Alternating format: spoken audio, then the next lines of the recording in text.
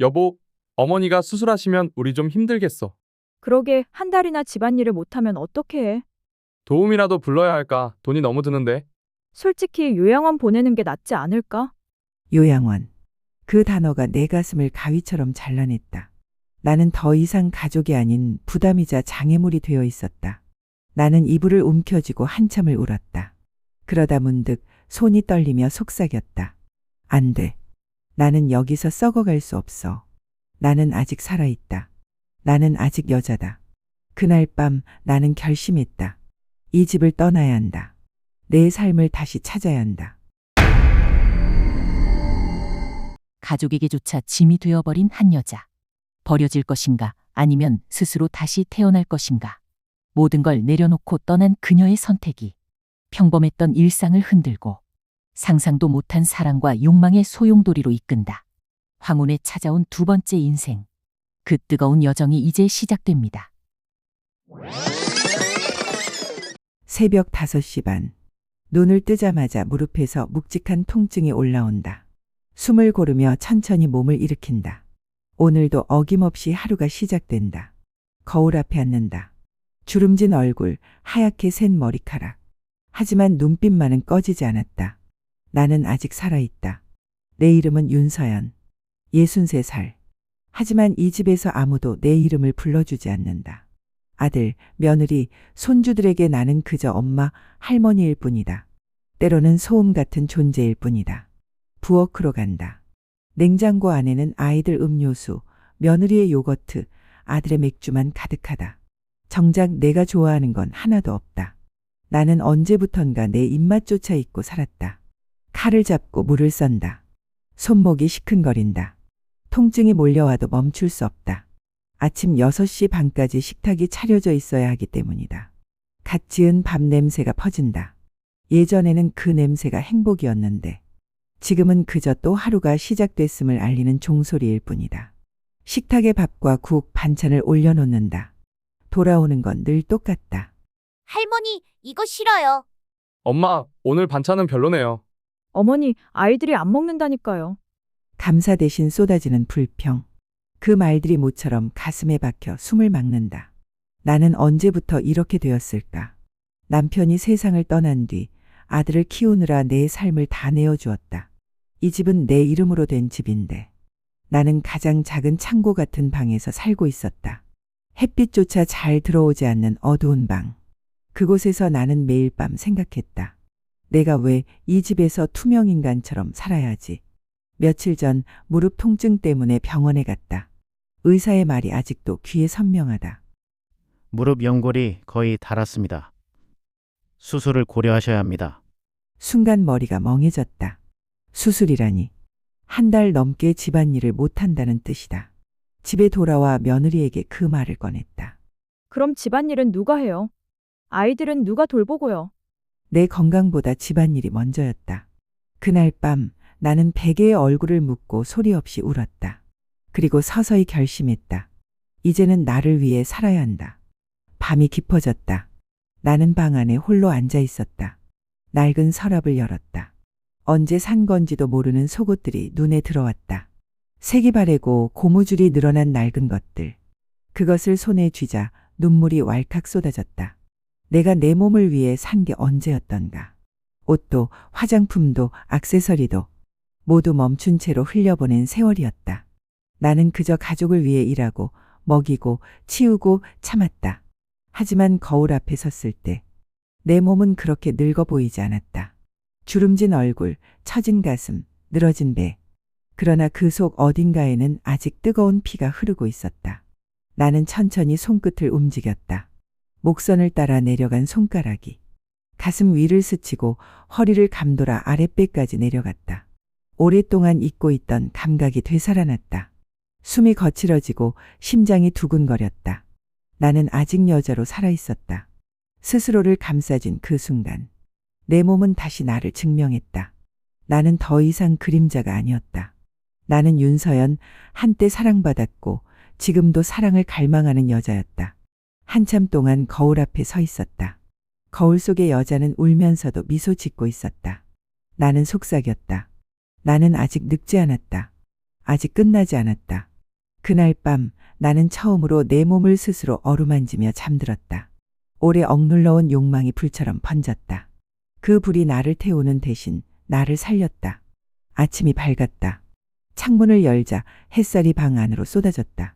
나는 어제와 같은 방에 있었지만 어제와는 다른 사람이었다. 가슴 속에서 결심이 피어올랐다. 나는 이 집을 떠나겠다. 이제는 나를 위해 살겠다. 그리고 다시 여자로서 숨쉬겠다. 내가 주저앉아 있던 지난 세월은 이제 끝이다. 앞으로의 날들은 나를 위한 시간이다. 그리고 언젠가 나를 여자로 불러줄 사람을 만날 것이다. 나는 웃으며 속삭였다. 윤서연, 이제 너의 시간이 시작됐다. 밤은 깊었지만 잠은 오지 않았다. 내 방은 늘 그렇듯 답답하고 어두웠다. 작은 창문으로 쐬어드는 가로등 불빛만이 방 안을 비추고 있었다. 나는 침대에 앉아 멍하니 벽을 바라봤다. 내가 쌓아 올린 인생이 어쩌다 이 지경까지 왔을까. 남편이 세상을 떠난 뒤 나는 아들을 위해, 손주들을 위해 모든 걸 바쳤다. 그런데 지금 나는 그들의 짐일 뿐이었다. 며칠 전 며느리와 아들이 나누던 대화를 우연히 들었다. 거실에서 들려오는 목소리. 여보, 어머니가 수술하시면 우리 좀 힘들겠어. 그러게 한 달이나 집안일을 못하면 어떡해. 도움이라도 불러야 할까? 돈이 너무 드는데. 솔직히 요양원 보내는 게 낫지 않을까? 요양원. 그 단어가 내 가슴을 가위처럼 잘라냈다. 나는 더 이상 가족이 아닌 부담이자 장애물이 되어 있었다. 나는 이불을 움켜쥐고 한참을 울었다. 그러다 문득 손이 떨리며 속삭였다. 안 돼. 나는 여기서 썩어갈 수 없어. 나는 아직 살아있다. 나는 아직 여자다. 그날 밤 나는 결심했다. 이 집을 떠나야 한다. 내 삶을 다시 찾아야 한다. 다음 날 아침 며느리 혜지는 여느 때처럼 차갑게 말했다. 어머니, 오늘 저녁에는 아이들 학원 때문에 6시 정각에 밥상이 차려져 있어야 해요. 나는 대답 대신 미소를 지었다. 하지만 속으로는 생각했다. 오늘이 마지막일지 모른다.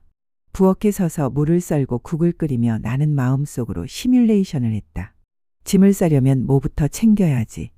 옷 몇 벌, 책 몇 권, 그리고 남편의 사진. 그거면 충분하다. 내 인생의 전부는 그 정도였다. 점심 무렵 오랜 친구에게 전화를 걸었다. 명자야, 나 서연이야. 서연아, 무슨 일이야? 목소리가 왜 그래? 명자야, 나 더는 못 참겠어.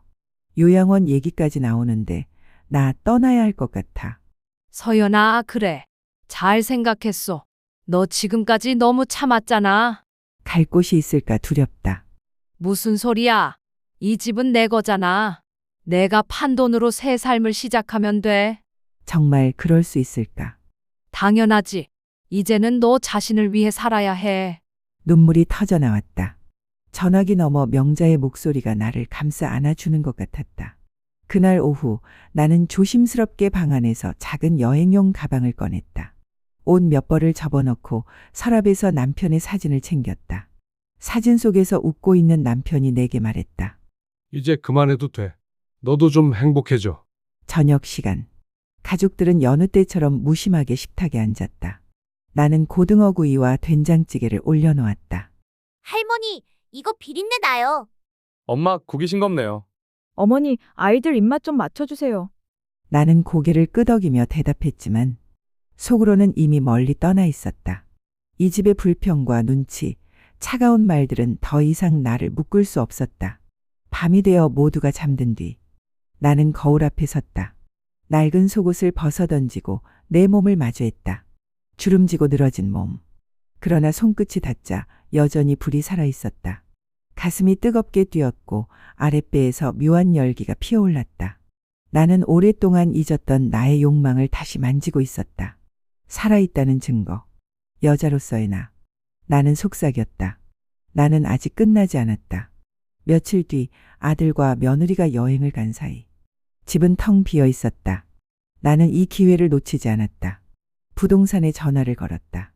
여보세요. 집을 팔고 싶습니다. 네, 어디 집이신가요? 서울 성동구 30평 아파트입니다. 급매로 하고 싶습니다. 알겠습니다. 바로 알아보겠습니다.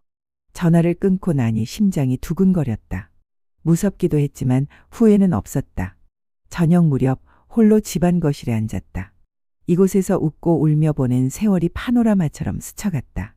아들의 첫걸음마, 손주의 첫 울음소리. 하지만 동시에 며느리의 차가운 눈빛과 아들의 무심한 뒷모습도 함께 떠올랐다. 나는 낮게 말했다. 안녕. 이제 나는 간다. 그날 밤 나는 오랜만에 향수를 꺼내 뿌렸다. 짙지 않은 은은한 장미 향기.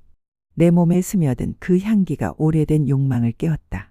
나는 침대에 누워 상상했다. 이 낯선 도시 어딘가에서 나를 여자로 불러줄 한 남자를 만나는 순간을. 그의 손길이 내 허리를 감싸고 그의 입술이 내 목선을 따라 내려가는 순간을. 심장이 거칠게 뛰었다. 아랫배에서 불길처럼 뜨거움이 피어올랐다. 나는 혼잣말했다. 이제 곧 나를 불태워줄 새로운 삶이 시작된다.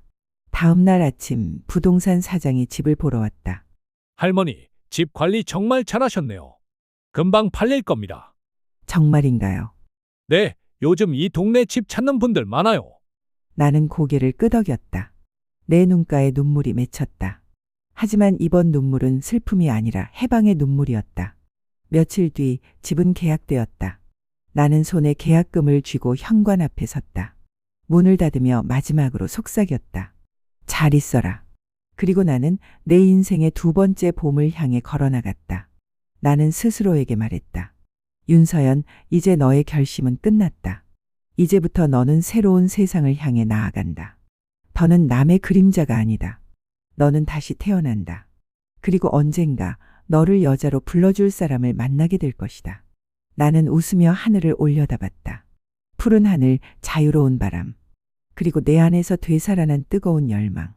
내 황혼은 이제 막 불타오르기 시작했다. 기차는 천천히 동해안을 향해 달리고 있었다. 창밖으로 펼쳐진 바다는 은빛으로 반짝였다. 파도 소리가 들려오는 듯했고 바람은 자유를 속삭였다. 나는 좌석에 앉아 가슴을 움켜쥐었다. 심장이 두근거렸다. 처음으로 내 이름으로 내린 선택이었다. 아무도 나를 말리지 못했고 아무도 내 삶을 대신하지 않았다. 나는 내 발로 내 결심으로 이 길을 나서고 있었다. 63살. 남들은 인생의 황혼이라 부르지만 내게는 이제 막 시작되는 아침이었다. 기차역에 도착했을 때 바닷바람이 나를 감쌌다. 머리카락이 흩날리고 옷자락이 흔들렸다. 나는 눈을 감았다. 소금기 어린 바람이 내 뺨을 스치며 속삭였다. 환영한다.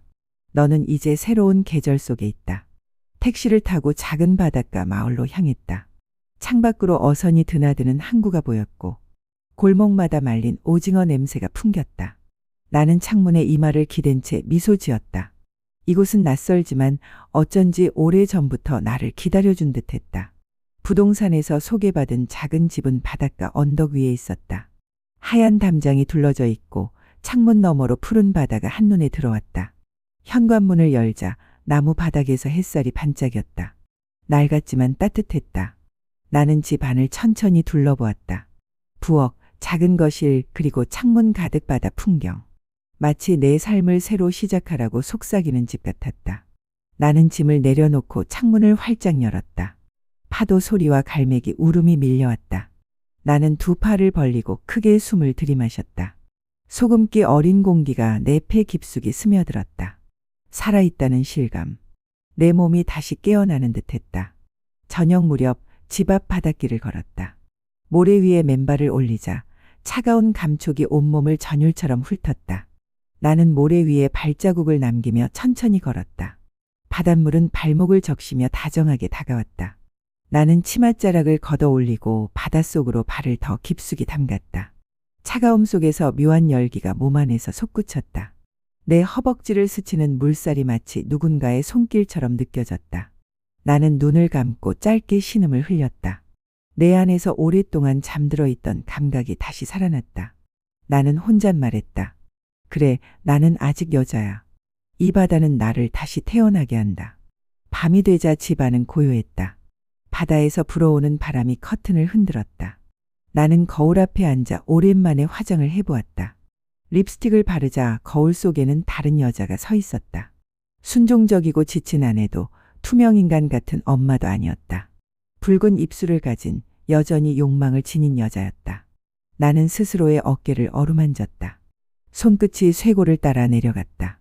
피부는 거칠어졌지만 그 속에는 뜨거운 불이 살아있었다. 가슴이 서서히 달아올랐다. 나는 눈을 감고 숨을 몰아쉬었다. 아랫배에서 피어오르는 열기가 나를 흔들었다. 손끝이 점점 더 깊이 내 몸의 비밀스러운 곳으로 내려갔다. 처음에는 어색했지만 곧 파도처럼 몰려오는 쾌감이 온몸을 덮었다. 나는 베개에 얼굴을 묻고 흐느꼈다. 오름인지 신음인지 모를 소리가 흘러나왔다.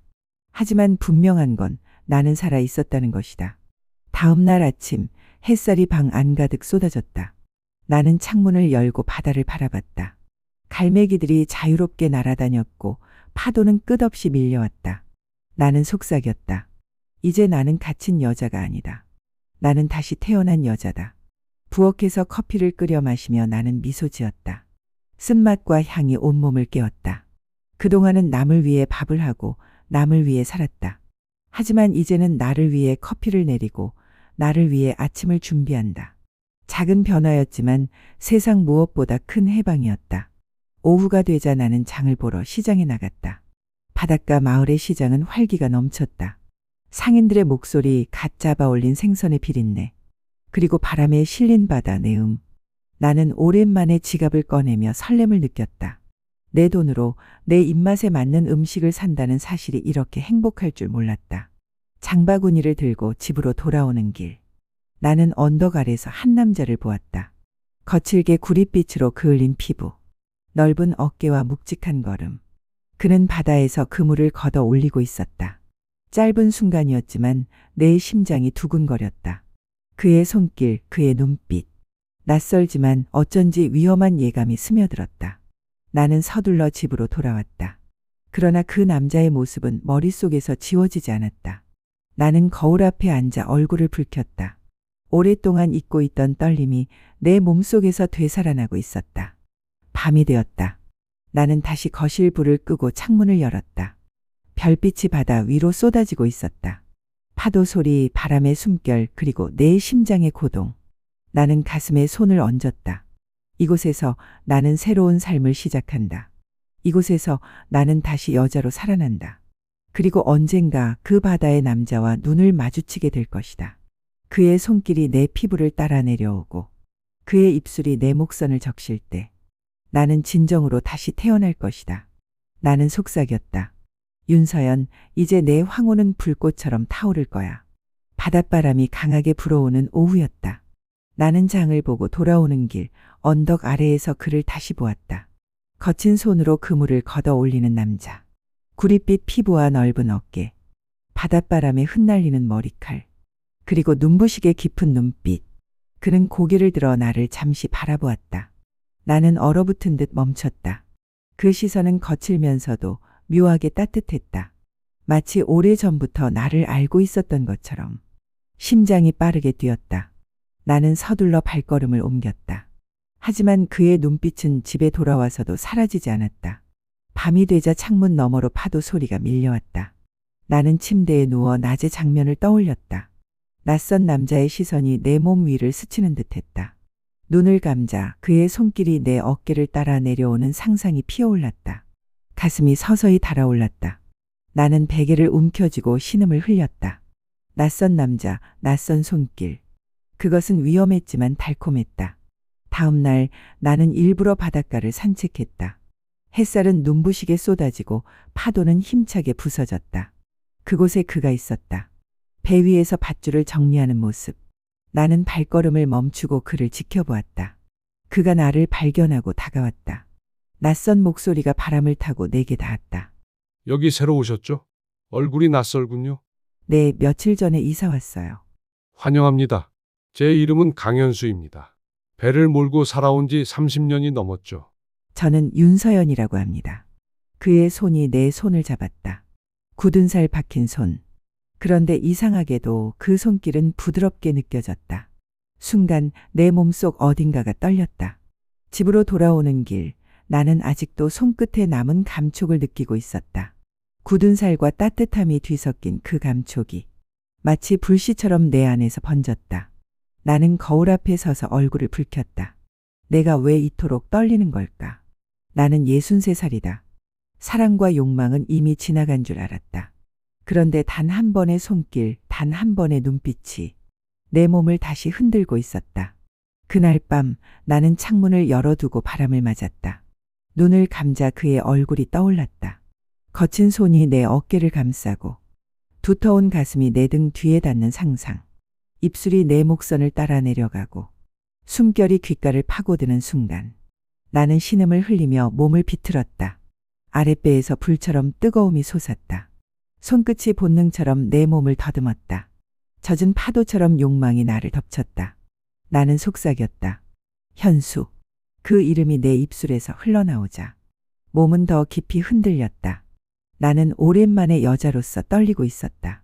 며칠 뒤 나는 다시 바닷길을 걸었다. 그가 나를 발견하고 손을 흔들었다. 나는 어쩔 수 없이 웃으며 다가갔다. 오늘 바다 참 예쁘네요. 네. 하지만 바다는 늘 변덕스럽습니다. 사람 마음도 그렇지 않나요? 그의 말에 나는 얼굴이 붉어졌다. 그는 내 눈을 똑바로 바라보았다. 피할 수 없는 눈빛. 그 시선 속에서 나는 나 자신을 잃어갔다. 그의 시선이 내 입술에 머물렀다. 순간 나는 온몸이 떨렸다. 입술을 다물고 있었지만 내 안 깊숙한 곳에서 갈망이 피어올랐다. 집으로 돌아온 뒤 나는 온종일 창문 밖바다를 바라봤다. 어쩌다 그와 눈이 마주치면 내 안에 불이 번졌다. 그는 단순한 이웃이 아니었다. 그는 내 오랫동안 감춰온 욕망을 깨우는 존재였다. 나는 알았다. 이건 위험한 시선이다. 하지만 나는 이미 빠져들고 있었다. 밤이 깊어가자 나는 다시 거울 앞에 섰다. 붉은 립스틱을 바르고 속옷만 입은 채 내 몸을 바라봤다. 눈을 감으면 그의 손길이 내 허리를 감싸고 그의 입술이 내 가슴에 닿는 환상이 밀려왔다. 나는 거울에 손을 대고 속삭였다. 강현수, 당신의 눈빛이 나를 미치게 해. 나는 더 이상 그림자가 아니다. 나는 다시 여자가 되었다. 창밖으로 파도 소리가 요동쳤다. 그 소리는 내 심장의 고동과 같았다. 나는 알았다. 이 만남은 단순한 우연이 아니다. 이 시선은 내 운명을 바꿀 것이다. 그리고 언젠가 그의 눈빛이 내 몸 전체를 삼키는 순간이 올 것이다. 나는 그것을 두려워하지 않았다. 오히려 기다리고 있었다. 햇살이 유난히 눈부신 오후였다. 바닷가는 파도 소리와 갈매기 울음으로 가득했고 바람은 자유로이 흩날리고 있었다. 나는 바닷길을 걷다 멈춰섰다. 항구에 정박해 있는 작은 배 위에 그가 있었다. 강현수. 거친 바다와 한 몸처럼 살아온 사내. 굳은 살 박힌 손으로 밧줄을 묶고 구릿빛 피부에 땀방울이 반짝였다. 그의 모습은 묘하게 관능적이었다. 나는 잠시 숨을 고르고 그를 바라보다가 시선을 피했다. 그가 내게 손을 흔들었다. 윤 여사, 배 타보시겠습니까? 바다 바람은 집에서 느끼는 것과 다릅니다. 나는 잠시 망설였다. 그러나 심장이 두근거리며 나를 떠밀었다. 네, 좋습니다. 나는 그의 손을 잡고 배 위로 올라탔다. 거칠고 단단한 손. 순간 온몸이 전율로 흔들렸다. 배가 천천히 항구를 떠났다. 바다는 깊은 푸름으로 펼쳐졌고 파도는 배 옆에서 부서졌다. 나는 난간을 붙잡고 바다를 바라보았다. 머리카락이 바람에 흩날리고 옷자락이 흔들렸다. 그 순간 그의 시선이 내 옆 얼굴에 머물렀다. 시원하시죠? 바다 위는 늘 새롭습니다. 정말 그렇네요. 마치 다시 태어난 기분이에요. 나는 그 말을 하며 스스로 놀랐다. 다시 태어나다. 그건 지금 내 삶에 가장 필요한 말이었다. 배가 조금 더 멀리 나아가자 주위는 고요해졌다. 끝없이 펼쳐진 바다와 하늘뿐. 나는 심장이 점점 더 빨리 뛰는 걸 느꼈다. 그가 내 옆으로 다가왔다. 굳은 살 박힌 손이 내 손등 위에 살짝 닿았다. 순간 몸이 굳었다. 그러나 피할 수 없었다. 오히려 그 온기를 더 원하고 있었다. 서연 씨, 바다는 늘 솔직합니다. 숨길 수가 없죠. 나는 그의 눈을 마주 보았다. 그 눈빛은 파도처럼 깊고 위험했다. 숨이 가빠졌다. 그가 내 어깨에 손을 올렸다. 묵직한 손길이지만 따뜻했다. 나는 떨며 눈을 감았다. 그의 숨결이 가까워졌다. 그리고 마침내 그의 입술이 내 입술에 닿았다. 처음에는 조심스러웠다. 그러나 곧 거칠게 뜨겁게 깊어졌다. 나는 온몸이 불에 타는 듯한 열기를 느꼈다. 아랫배에서부터 불길이 치솟았다.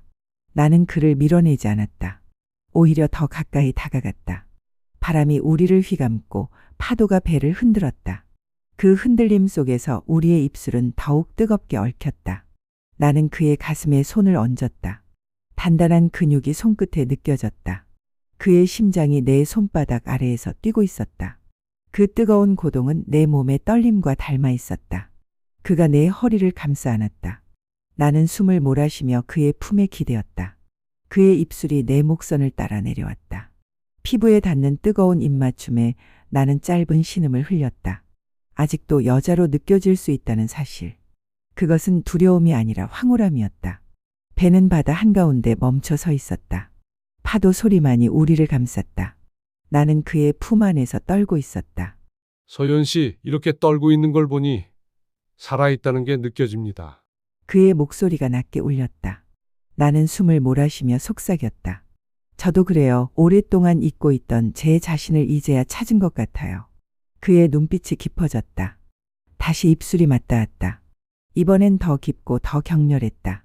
나는 그의 품에 매달린 채 바다와 하늘 속으로 삼켜지는 기분이었다. 시간이 얼마나 흘렀을까? 바람은 여전히 불고 파도는 여전히 흔들렸다. 그러나 내 안의 공허함은 사라지고 있었다. 그 대신 뜨거운 열기와 떨림이 가득했다. 나는 그의 눈을 바라보며 속삭였다. 강현수, 나 아직 늦지 않은 거죠? 그가 미소 지었다. 늦다니요? 황혼은 붉게 타오르기 위해 있는 겁니다. 그의 말이 내 가슴 깊숙이 파고들었다. 나는 눈을 감고 다시 한번 그의 품에 안겼다. 해가 저물기 시작했다. 붉은 노을이 바다 위에 번졌다. 그 빛 속에서 우리는 서로를 마주보고 서 있었다. 나는 알았다. 이 순간이 내 인생의 새로운 시작이라는 것을. 나는 속삭였다. 이제 나는 다시 태어났어요. 그리고 당신이 그 불을 지핀 사람이에요. 그는 내 손을 꼭 잡았다. 파도 소리가 우리의 맹세처럼 울려 퍼졌다. 해가 바다 너머로 지고 있었다. 붉게 물든 하늘이 파도 위에서 흔들렸다. 나는 여전히 그의 품에 안겨 있었다. 뜨겁게 포개진 입술과 숨결은 아직 식지 않았다. 시간은 멈춘 듯했고 파도 소리만이 세상을 채웠다. 그의 눈빛이 내 얼굴을 감싸 안았다. 서연 씨, 오늘 저녁 제 집에 오시겠습니까? 순간 심장이 요동쳤다. 망설임이 스쳤지만 나는 고개를 끄덕였다. 우리는 함께 배를 항구로 돌려 세웠다. 저녁 노을이 등을 밀어주듯 우리를 따라왔다. 작은 골목을 지나 그의 집에 도착했을 때 내 숨은 이미 거칠어져 있었다. 그의 집은 바닷가 언덕 위에 있었다. 문을 열자 짙은 나무 향과 바람의 냄새가 스며들었다.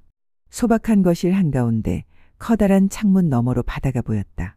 서연 씨, 긴장하지 마십시오. 그냥 차 한잔 하러 온 겁니다. 그의 목소리가 낮게 울렸다. 나는 웃었지만 내 몸은 이미 차 한 잔 이상을 갈망하고 있었다. 그가 주방에서 차를 끓이는 동안 나는 거실을 천천히 둘러보았다. 항해 도구와 낡은 지도, 바다를 담은 사진들, 그리고 한 남자의 고독이 배어있는 집. 내 시선이 창가에 머물렀다. 노을이 파도 위에 붉게 번지고 있었다. 그 순간 뒤에서 그의 발소리가 다가왔다. 따뜻한 손이 내 어깨를 감쌌다. 나는 그대로 굳어버렸다. 차잔이 탁자 위에 내려놓이는 소리. 그리고 그의 숨결이 내 목 뒤를 스쳤다.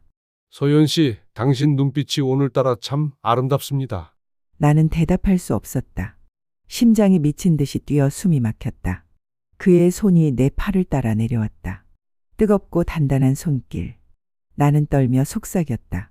이러면 안 돼요. 그러면서도 몸은 이미 그를 원하고 있었다. 그가 나를 돌려 세웠다. 눈과 눈이 마주쳤다.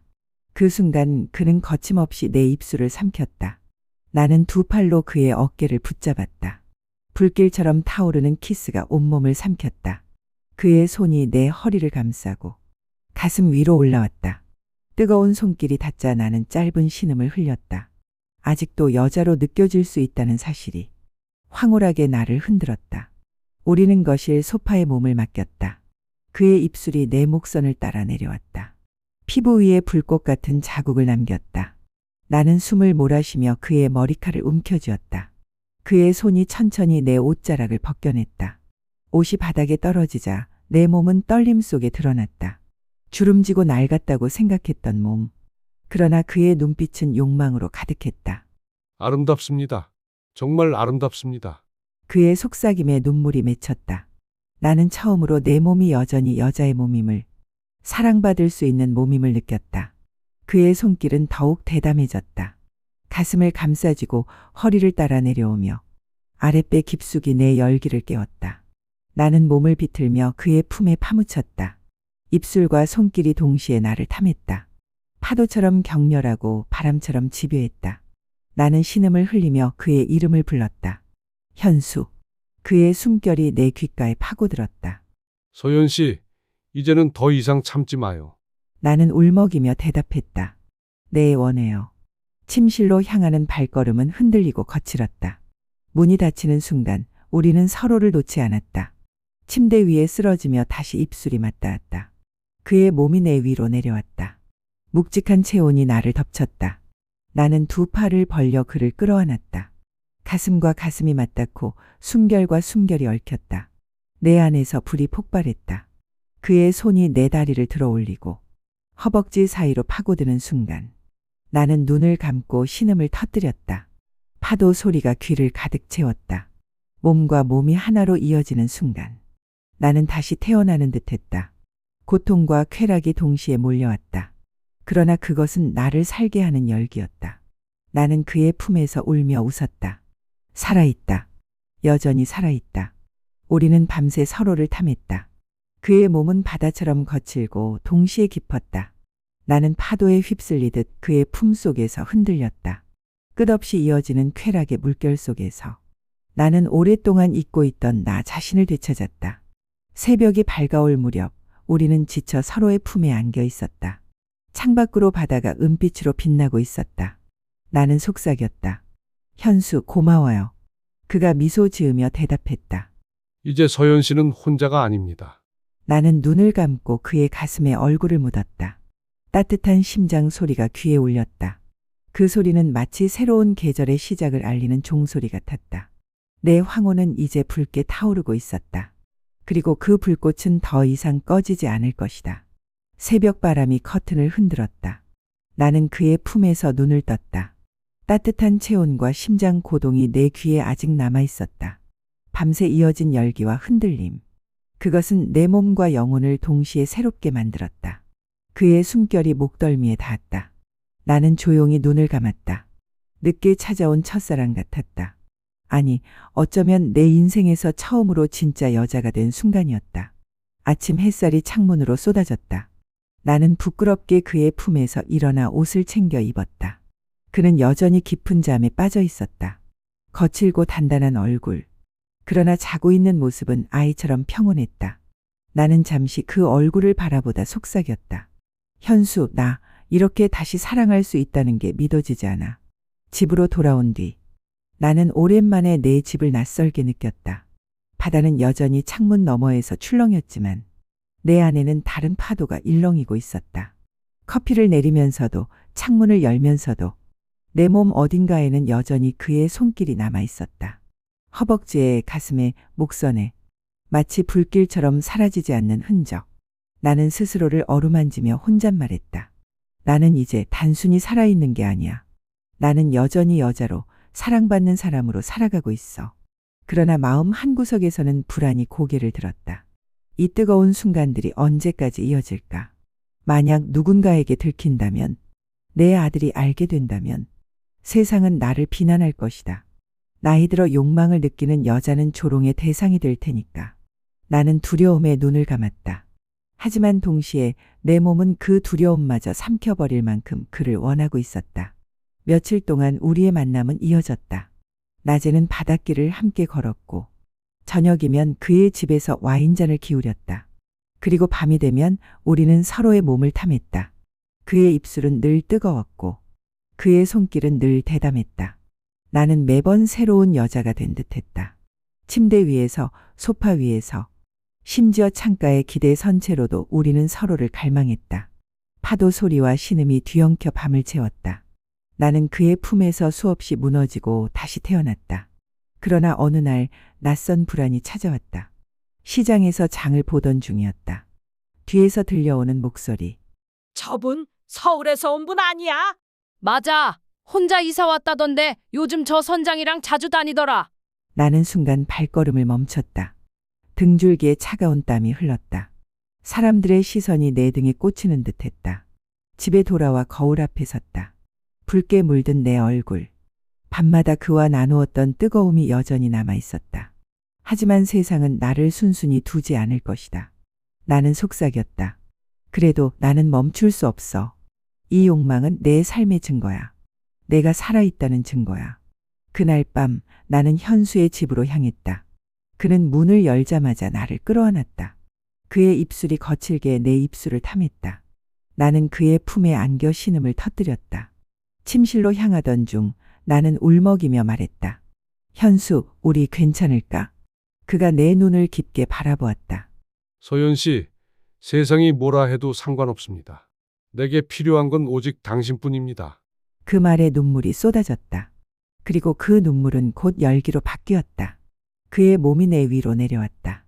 나는 두 팔을 벌려 그를 끌어안았다. 가슴이 부딪히고 숨결이 얽히며 몸과 몸이 다시 하나가 되었다. 그의 움직임에 맞춰 내 몸은 흔들렸다. 파도처럼 요동치는 쾌락. 나는 그 속에서 소리치듯 그의 이름을 불렀다. 현수, 현수. 그의 땀방울이 내 피부 위에 떨어졌다. 나는 그 모든 것이 황홀했다. 새벽녘 우리는 서로의 품에서 누워 있었다. 그의 손길이 내 머리카락을 쓰다듬었다. 나는 속삭였다. 현수, 나 이제 두렵지 않아. 설령 세상이 우리를 욕해도 나는 이제 나 자신을 버리지 않을 거야. 그가 대답했다. 잘 생각했습니다. 이제 당신은 혼자가 아니에요. 그러나 그 순간 문득 불길한 예감이 스쳤다. 아들 가족이 나를 찾으면 어떡하지? 만약 이곳까지 온다면, 내가 이 모든 걸 잃게 된다면, 나는 눈을 감고 그 생각을 떨쳐내려 했다. 하지만 마음 한켠에서 파도처럼 불안이 일렁이고 있었다. 나는 알았다. 황혼의 사랑은 뜨겁지만 동시에 위태롭다는 것을. 그러나 나는 물러서지 않을 것이다. 내가 다시 여자로 살아가는 이 순간을 그 누구도 빼앗을 수는 없다. 나는 그의 품에서 속삭였다. 현수, 내일이 어떻게 되든 오늘만큼은 당신과 함께 할래요. 그의 눈빛이 불처럼 타올랐다. 그리고 우리는 또다시 서로를 탐했다. 밤은 길었고 우리는 멈추지 않았다. 바람이 거칠게 불어왔다. 창문 너머 바다는 파도에 요동치고 있었다. 나는 거실 한가운데 서 있었다. 손에는 아들의 편지가 쥐어져 있었다. 엄마, 어디 계세요? 이제 그만 집으로 돌아오세요. 아버지가 계셨다면 이렇게 두지는 않았을 겁니다. 우린 다 엄마 걱정돼서 그래요. 제발 돌아와 주세요. 종이를 쥔 손이 떨렸다. 나는 벽에 기대어 천천히 눈을 감았다. 내가 돌아가야 할까? 가족이라는 이름 아래 다시 그림자가 되어야 할까? 그러나 가슴 속에서 목소리가 속삭였다. 아니야, 서연. 이제 다시는 돌아가지 마. 너는 더 이상 희생만 하는 그림자가 아니야. 너는 여자로 살아야 해. 그때 현수가 들어왔다. 두 손에는 갓 잡아온 생선이 들려 있었다. 그는 내 표정을 보더니 얼굴을 굳혔다. 무슨 일입니까? 무슨 일이 생긴 겁니까? 나는 편지를 내밀었다. 그가 읽는 동안 내 눈에는 눈물이 차올랐다. 그는 종이를 탁자 위에 내려놓고 내 손을 붙잡았다. 소연 씨, 선택은 당신 겁니다. 돌아가도 남아도 누구도 뭐라 할 수 없습니다. 하지만 당신의 진짜 마음은 뭡니까? 나는 눈을 감았다. 그리고 깊은 숨을 내쉬며 대답했다. 나는 돌아가지 않을 거예요. 나는 이제 내 인생을 살 거예요. 그 말과 함께 눈물이 흘렀다. 하지만 이번 눈물은 슬픔이 아니라 해방이었다. 현수는 내 눈물을 입술로 닦아주었다. 그리고 낮게 속삭였다. 잘 생각했습니다. 이제 진짜 시작이군요. 그의 품에 안긴 순간 나는 다시 여자로 살아있다는 걸 실감했다. 그날 밤 바다는 거칠게 흔들리고 있었다. 그러나 우리 두 사람의 몸은 그보다 더 뜨겁게 흔들렸다. 현수의 손길은 거침없었고 그의 입술은 내 전신을 탐했다. 나는 신음을 터뜨리며 그의 품에 매달렸다. 가슴과 가슴이 부딪히고 허벅지가 그의 몸에 휘감겼다. 뜨거운 움직임이 내 안 깊숙이 파고들었다. 나는 몸을 떨며 그의 이름을 불렀다. 현수, 현수? 파도 소리와 내 신음이 뒤섞여 밤을 삼켰다. 나는 끝없이 흔들리며 끝없이 무너지고 다시 일어섰다. 새벽녘, 우리는 서로의 땀에 젖은 몸을 끌어안고 누워 있었다. 창밖 하늘이 붉게 물들기 시작했다. 나는 그의 가슴에 얼굴을 묻고 속삭였다. 현수, 나 이제 무섭지 않아. 세상이 뭐라 해도 가족이 뭐라 해도 나는 내 길을 갈 거야. 그가 내 머리칼을 쓸어내리며 대답했다. 좋습니다. 이제 당신은 내 옆에 있습니다. 우리 둘이서라면 어떤 길도 두렵지 않아요. 며칠 뒤 아들은 직접 전화를 걸어왔다. 엄마, 마지막으로 묻겠습니다. 정말 안 돌아오실 거예요? 나는 차분히 대답했다. 그래, 나는 이제 내 인생을 살 거야. 너희가 불행해서가 아니야. 그저 나는 이제 나 자신으로 살고 싶어. 잠시 침묵이 흘렀다. 그리고 아들의 목소리가 떨렸다. 엄마, 행복하세요. 나는 눈물을 흘리며 웃었다. 그래, 이제 진짜 자유다. 저녁 무렵 나는 현수와 함께 바닷길을 걸었다. 바람은 차가웠지만 그의 손이 내 손을 감싸고 있었다. 우리는 언덕 위에 올라 붉은 노을을 바라보았다. 하늘은 불처럼 타올랐다. 붉은 황혼이 바다를 덮고 있었다. 나는 그의 어깨에 기대 속삭였다. 현수, 내 황혼이 이렇게 붉게 물들 줄 몰랐어요. 그가 미소 지으며 대답했다. 붉은 황혼 뒤에는 늘 새로운 봄이 옵니다. 나는 눈을 감았다. 그리고 그의 입술을 찾았다. 긴 키스가 이어졌다. 바람이 옷자락을 흔들었고 파도가 발밑에서 부서졌다. 그 순간 나는 알았다. 이 사랑은 더 이상 두려움이 아니었다. 이것은 내 삶의 봄이었다. 늦게 찾아왔지만 결코 늦지 않은 계절. 밤이 되자 우리는 다시 그의 집으로 돌아왔다. 그의 품 안에서 나는 마지막으로 속삭였다. 현수, 이제 나는 다시 태어났어요. 나는 여자로, 사랑하는 사람으로, 그리고 당신의 곁에서 내 황혼을 봄으로 만들 거예요. 그의 눈빛이 붉게 빛났다. 그리고 우리는 다시 서로를 뜨겁게 끌어안았다. 그 품 안에서 나는 끝없는 쾌락과 사랑 속으로 삼켜졌다. 창밖에서는 붉은 황혼이 서서히 사라지고 있었다. 그리고 그 뒤로 새로운 봄의 기운이 다가오고 있었다. 나는 알았다. 이제부터의 날들은 내 인생의 가장 뜨거운 계절이 될 거라는 것을. 나는 미소 지으며 속삭였다. 윤서연, 이제 너의 봄이 시작됐다. 바닷바람이 여전히 따뜻했다. 나는 현수와 함께 항구를 걸었다. 사람들의 시선이 따라오는 걸 느낄 수 있었다. 그 시선은 단순한 호기심이 아니라 무언가 다른 기운이 섞여 있었다. 시장에서 장을 보던 날이었다. 등 뒤에서 수군거리는 소리가 들려왔다. 저 여자 서울에서 왔다잖아. 예순이 넘은 나이에 뭘 바라고 저러는 걸까? 선장이 불쌍하지도 않나? 아직 마을에도 그를 마음에 둔 여자가 있는데. 나는 장바구니를 든 손이 덜컥 무거워졌다. 심장이 철렁 내려앉았다. 나는 고개를 숙이고 발걸음을 서둘렀다. 집에 돌아오자 거울 속에 내가 낯설게 보였다. 붉은 입술, 아직 열기로 물든 얼굴. 하지만 사람들의 시선은 그 얼굴을 욕망이 아닌 추문으로만 보았다. 나는 혼잣말했다. 나를 향한 손가락질을 견딜 수 있을까? 현수와 함께 있는 게 정말 옳은 걸까? 며칠 뒤 항구에서 다시 마주친 그녀. 현수를 오랫동안 짝사랑해왔다는 마을의 과부였다. 그녀의 눈빛은 날카로웠다. 윤서연 씨, 미안하지만 한마디 해도 될까요? 그녀는 차갑게 웃었다. 현수 선장은 우리 마을에서 오래 살아온 분이에요. 여기서 다 같이 지켜온 분이에요. 당신이 언제까지 곁에 있을 수 있을까요? 잠시 머물다 가는 사람일 뿐이잖아요. 그 말이 가슴을 찔렀다. 나는 아무 대답도 하지 못했다. 그녀는 마지막으로 덧붙였다. 현수 씨에게 어울리는 사람은 당신이 아니에요.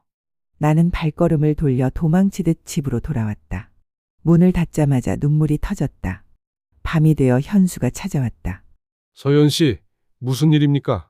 얼굴이 안 좋아 보이네요. 나는 눈을 피했다. 아무 일도 아니에요.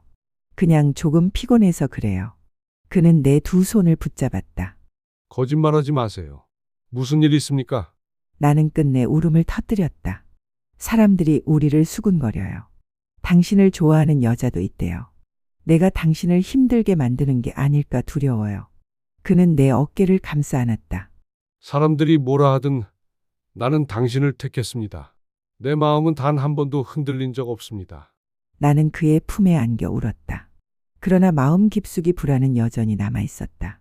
그의 손길이 아무리 따뜻해도 마을 사람들의 시선은 날카로운 칼처럼 나를 찔렀다. 밤이 깊어가자 우리는 서로의 몸을 찾았다. 그러나 이번에는 달랐다. 쾌락 속에서도 내 마음에는 불안이 그림자처럼 따라붙었다. 그의 입술이 뜨겁게 내 몸을 탐할수록 나는 더욱 절박하게 그를 끌어안았다. 마치 지금 이 순간을 붙잡지 않으면 모든 것을 잃어버릴 것만 같았다. 나는 속삭였다. 현수, 나를 놓지 말아요. 그가 대답했다. 절대 놓지 않습니다. 서연 씨는 내 전부니까요. 그의 말은 나를 진정시켰지만 마을 사람들의 그림자는 여전히 우리 둘 사이에 드리워져 있었다. 밤바다의 파도는 여전히 거칠었다. 나는 침대에 앉아 창밖을 바라보았다. 현수와의 관계는 뜨겁고도 진실했지만 마을 사람들의 시선과 그 여인의 차가운 말이 내 마음에 깊게 남아 있었다. 나는 내 두 손을 꼭 쥐었다. 정말 괜찮을까? 내가 현수의 삶을 흔들고 있는 건 아닐까? 그의 앞길을 막고 있는 건 아닐까? 그런 불안이 점점 커져. 나는 며칠 동안 현수를 피해 다녔다. 그가 부르면 잠깐 웃어 보였지만 곧 자리를 피하고 혼자만의 공간으로 숨어버렸다. 어느 날 밤 현수가 내 집 문을 두드렸다. 서연 씨, 제발 문 열어주세요. 나는 대답하지 않았다. 그러나 그의 목소리는 절박했고 끝내 나는 문을 열고 말았다. 그는 내 어깨를 붙잡고 물었다. 무슨 일입니까? 왜 갑자기 멀어집니까? 내가 뭘 잘못한 겁니까? 나는 눈을 피했다. 사람들이 우리를 욕해요. 당신을 욕망의 대상으로 보는 게 아니라 나를 손가락질하며 웃어요. 그리고 당신을 탐내는 눈빛도 봤어요. 나 때문에 당신이 곤란해지는 게 아닐까 두려워요. 현수는 잠시 말이 없었다. 그러다 나를 끌어안았다. 서연 씨, 나는 바다와 함께 살아왔습니다. 바다는 늘 거칠고 늘 사람들이 뭐라 합니다. 하지만 나는 늘 내 길을 갔습니다. 그리고 지금 내 길은 당신입니다. 그의 목소리가 낮게 울렸다. 나는 그 품에 얼굴을 묻었다. 눈물이 흘러내렸다. 그 순간 우리의 입술이 다시 만났다. 이번에는 절박했다. 서로를 잃지 않기 위해 더 깊고 뜨겁게 끌어안았다. 나는 그의 몸에 매달리듯 입맞춤을 이어갔다. 그의 손길이 내 옷자락을 헤집었고 나는 스스로 그것을 벗어 던졌다.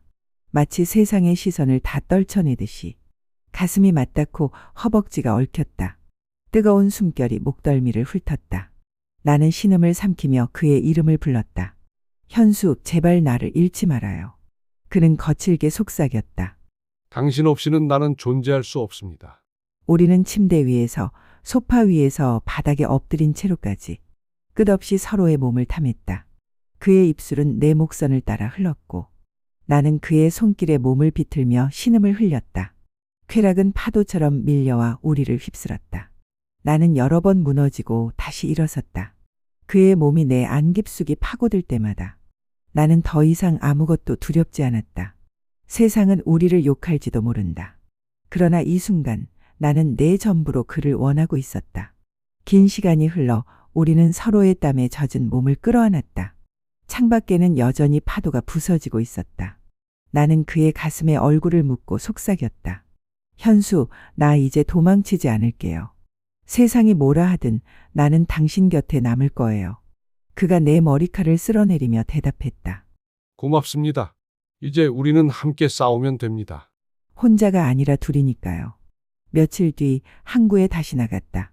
사람들의 시선은 여전히 따갑게 느껴졌다. 그러나 이번에는 고개를 숙이지 않았다. 현수가 내 손을 꼭 잡고 있었기 때문이다. 그 과부 여인은 여전히 우리를 노려보았다. 그러나 현수는 그녀의 시선을 똑바로 받아쳤다. 그리고 내 손을 들어 올려 말했다. 이 사람은 내 사람입니다. 누가 뭐라 해도 나는 이 여자를 지킬 겁니다. 순간 웅성거리던 사람들이 잠잠해졌다. 나는 눈물이 차올라 그의 손을 더 꼭 잡았다. 그날 저녁 바다는 잔잔했다. 우리는 함께 언덕 위에 올라 붉은 노을을 바라보았다. 하늘은 불처럼 타올랐다.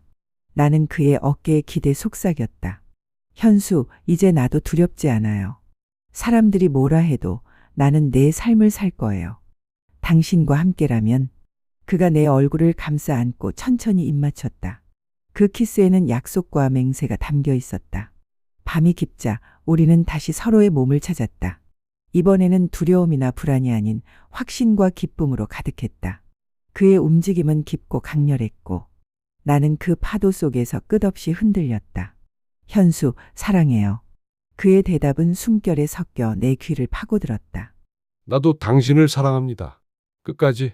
창밖에서 새벽이 밝아오고 있었다. 붉은 황혼은 사라지고 새로운 빛이 떠오르고 있었다. 나는 알았다. 이제 우리의 길은 더 이상 숨는 길이 아니라 세상 앞에 당당히 서는 길이라는 것을. 나는 그의 품에서 속삭였다. 이제 우리는 함께 새로운 봄을 맞이할 거예요. 그는 내 이마에 입을 맞추며 대답했다. 그렇습니다. 이제부터 진짜 시작입니다.